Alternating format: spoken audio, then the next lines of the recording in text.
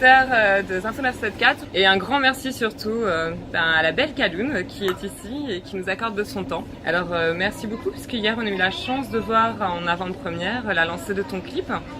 Donc Kaloun, toi une belle grande artiste qui a eu beaucoup de prix ici. Est-ce que tu peux nous dire un peu ton histoire, tes débuts, comment tu as débuté justement en tant que comédienne et poète surtout?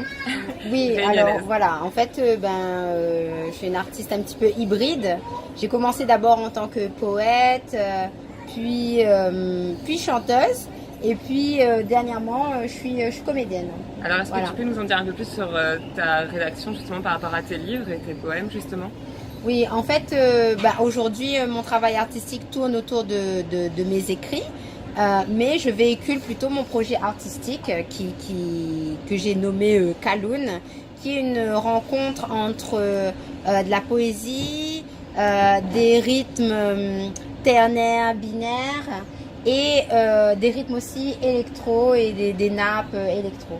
Voilà, donc tout ça c'est un univers qui tourne autour de la spiritualité et aussi de l'énergie féminine, voilà. Le Tapulang Power. Le divin féminin. Voilà, c'est ça, exactement. En personne, Kaloun. Du coup, donc on peut retrouver tes livres justement, tes écritures, tes voilà, textes. on peut retrouver mes livres sur le site des éditions K. Parce que c'est mon éditeur, et on peut aussi le retrouver dans les bonnes librairies, notamment à la librairie Gérard à Saint-Denis. Voilà.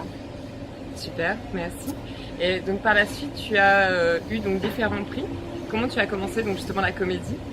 Alors en fait l'année dernière, j'ai eu 2 prix qui ont déterminé un petit peu cette année, qui est une année un petit peu folle de tournée. Donc j'ai eu le prix Musique Océan Indien. Qui m'a fait un petit peu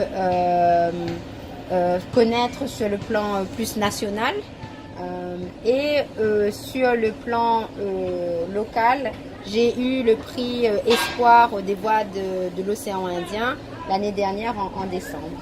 Et donc j'ai commencé à écrire il y a très longtemps, bien sûr, quand j'étais plus jeune.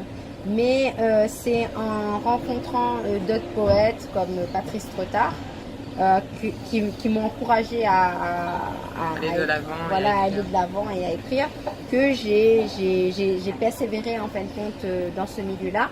Et donc j'ai écrit 2 livres, Cahier la sirène en 2015, et en 2010 j'ai écrit aussi Ségabon Dieu Galé, qui parle un petit peu de la part afro-malgache réunionnaise dans la littérature, la poésie réunionnaise. Voilà, ça c'est important pour moi, parler de dignité afro-réunionnaise et la dignité aussi des femmes réunionnaises. Beau partage et que voilà, tout le monde puisse justement bénéficier. Oui, donc voilà ça dans un premier temps. Et dans un deuxième temps, parce qu'en fait il y a 3 temps, donc dans un deuxième temps, il y a le travail musique que j'ai entamé en 2016, donc il y a 2 ans.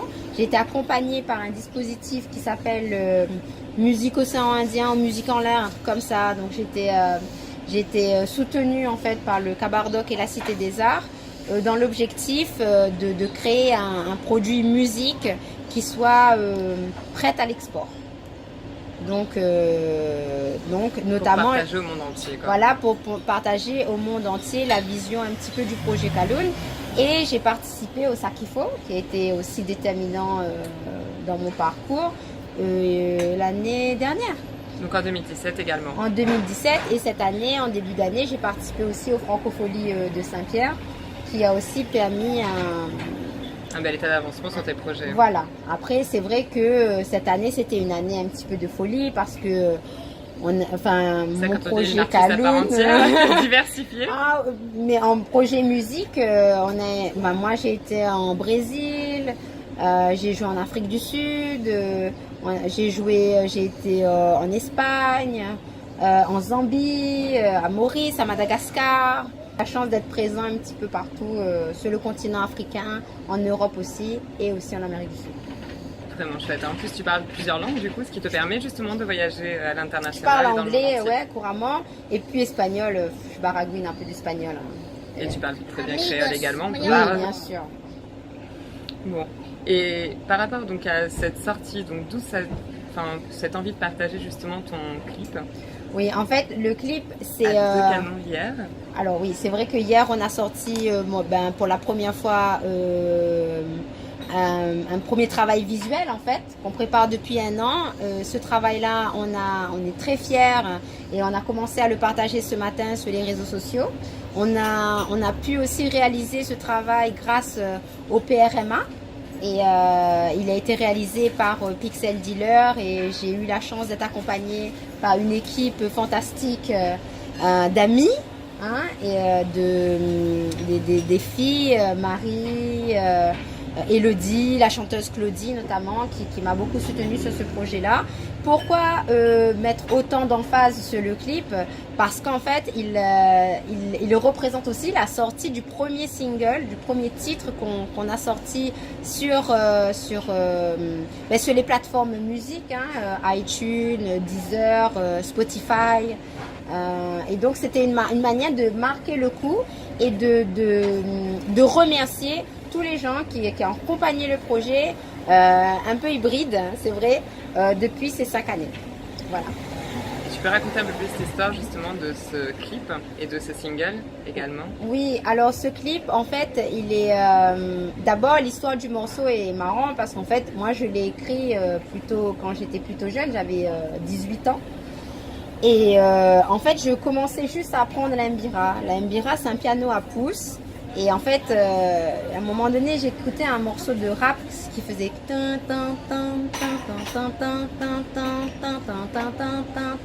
et j'ai commencé à dire un texte dessus. Et voilà, Funky Man Dombolo était né. Funky Man Dombolo, c'est en fait une attitude. C'est de dire qu'aujourd'hui, à La Réunion ou dans le monde entier, on a peur souvent d'être qui on est. On a du mal à s'assumer. Vous allez voir le clip. C'est une attitude. Funky Man Dombolo, c'est une attitude. On n'a pas peur.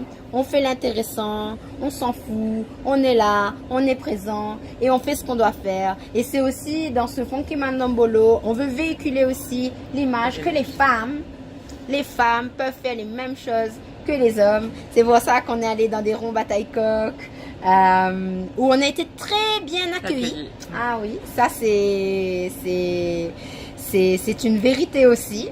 Il ne faut pas croire que certains endroits sont exclusivement pour les hommes. Les hommes aussi sont très ouverts aussi aux femmes. Au développement de la créativité de la femme. Voilà. Qui a effectivement, tout comme l'être humain, de manière générale, toutes les compétences, hormis le fait qu'elles puissent créer et donner la vie, mais pour ce faire, elles ont besoin, et c'est ce qui fait la richesse de l'être humain de manière générale. Mais c'est important d'en prendre conscience dans notre société, et on te remercie pour ce partage, parce que c'était vraiment fabuleux.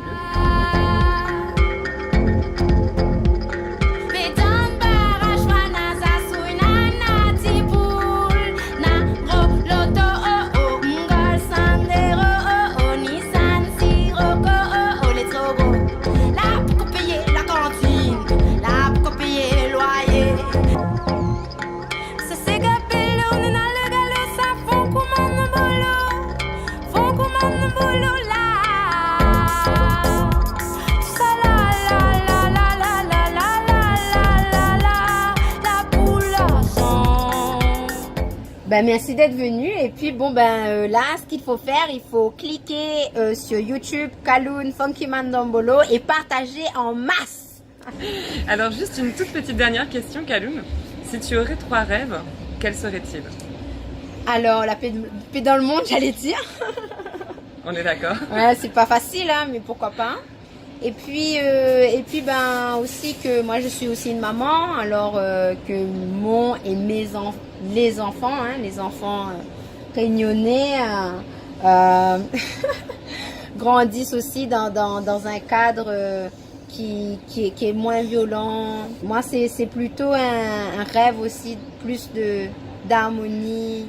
Voilà, c'est un peu bisounours, mais c'est ça. C'est pas être bisounours, c'est plutôt justement revenir un peu à la réalité et accepter aussi qu'à la base nous sommes des marchands de rêve et qu'autant rester dans ce beau chemin de paix et d'amour. Oui. Voilà. Tout ce que je peux te souhaiter, Kaloun, c'est que tes rêves se réalisent. Merci. Merci infiniment pour ce beau partage. Merci à vous de liker en fait et de soutenir Kaloun derrière vos écrans. Et merci à Zinfo de 974.